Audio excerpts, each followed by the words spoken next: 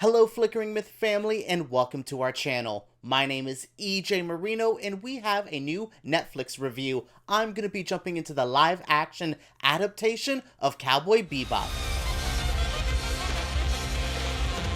For the past couple weeks, I've been having this conversation about stumbling into fandoms that you may not be a part of, and how welcome or how embraced will you be. I dealt with that with the Dune fanbase and with the League of Legends fanbase. Now I'm entering the world of Cowboy Bebop. For me, this is a bit difficult because I have known about the original anime series. I understand that it's impactful, it's important. I've seen some clips, I've heard the score, I get it, but I've never actually enjoyed it for myself. So when Netflix approached me about reviewing this Cowboy Bebop series, I was a bit nervous because this isn't for me. This was not made for me. This isn't marketed for me. But then I saw it and I said, okay, I understand the appeal. I understand why they made it. There's a level of camp to this that really works for me. It is cheesy sometimes in the best way possible, but at other times it feels like they don't know how to adapt, how to bring the anime cheese, the anime camp,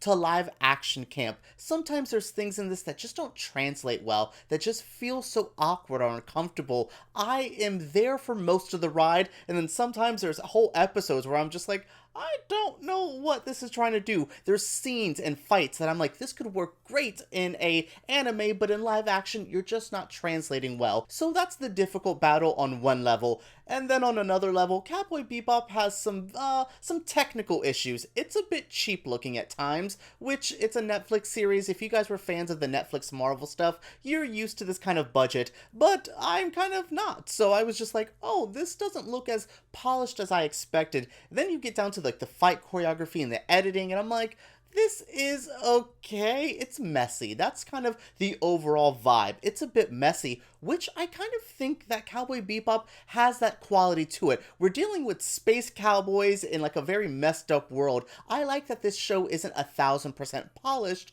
but it's still a show that's presented on Netflix. I expected a bit more from this. In this series, Cowboy Bebop, we follow a group of bounty hunters that consist of Spike, Jet, and Faye. They each kind of come in with their own baggage, especially Spike, who has a pretty traumatic past, but also a lot going on with him now. Then you also have people like Jet, who is an ex-cop, and Faye, that has a pretty mysterious backstory that we figure out later on. Yeah, these three kind of work together to find some bounties, and then Spike has a nemesis named Vicious that kind of interferes with all of this. It's one of those things where I'm like, if I was like the other two here, I would be like, can you make sure your drama doesn't affect us? Because like, for real. So basically throughout the series, we see Spike and the crew go through different bounties. There is an overall plot that kind of goes through, especially with Vicious and his organization and trying to like meet him, and then he kidnaps somebody. Yeah, there's a lot, there is a consistent through line, but I do like that each episode kind of has their own bounty to it, has their own kind of vibe, and then, you know, like Vicious will bring in a like an assassin to go after. So each episode has its own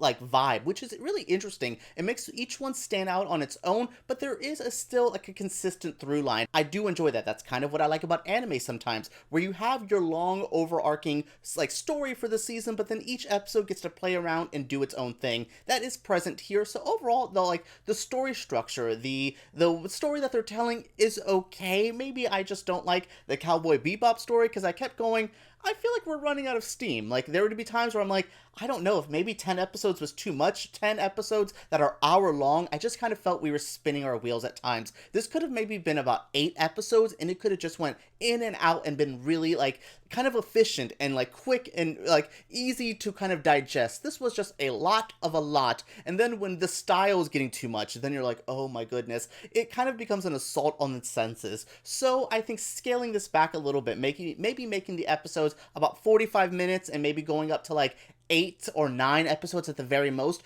could have helped this a bit more in the story department. I do like the characters. I do think people like Spike and Jet have a lot going. There's like those two's bromance is awesome. I love seeing their bonding, their fighting. It's really cool, and I think John Joe is a great lead actor. He's been needing a position like this. I hate that I'm not overly positive over this because I really want John Cho to do the most in his career and have a great life. I just wish this was a bit better. Like, and again, it's not the worst thing ever. I can see some diehard fans maybe like not liking it or maybe loving it. So I can see the split there. But for me, being a new person to the world of Cowboy Bebop, the story is just okay. Now, this will be a bit of a personal preference thing, but when I said this was campy, that goes down to some of the acting in this. This can be a bit cheeseball and a half, but I love that. The acting is not where my like complaints come in. I think this is definitely well acted by everyone here. They're playing the role given to them. John Cho as Spike is amazing. I don't know much about this character, but the character he is presenting in this series,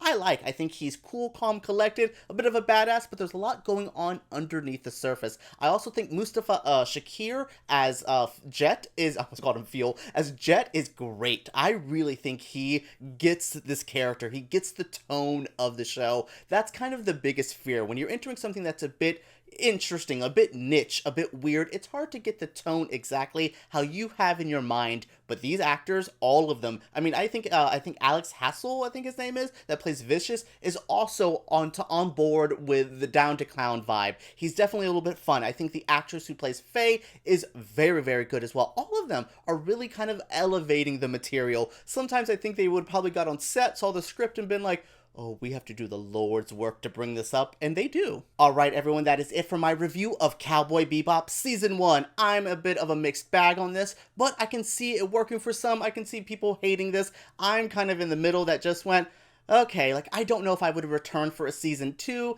Maybe if I'm intrigued, if that first trailer looks good, but overall, this was a bit of a okay. If I had to give it a rating, I never usually do, but this is like a solid like 6 out of 10. This is like a C+ player, but that's not always bad. It could be fun. I would say give it a chance for yourself. Love it or hate it, definitely try this out and see what you guys think. What did you think of this first season? What do you think of this show? Are you down for this? Are you an original Cowboy Bebop stan and you're nervous to try it out? Share your feelings down below. Subscribe to Flickering Myth because we make videos like this every single week, and give me a thumbs up if you did enjoy.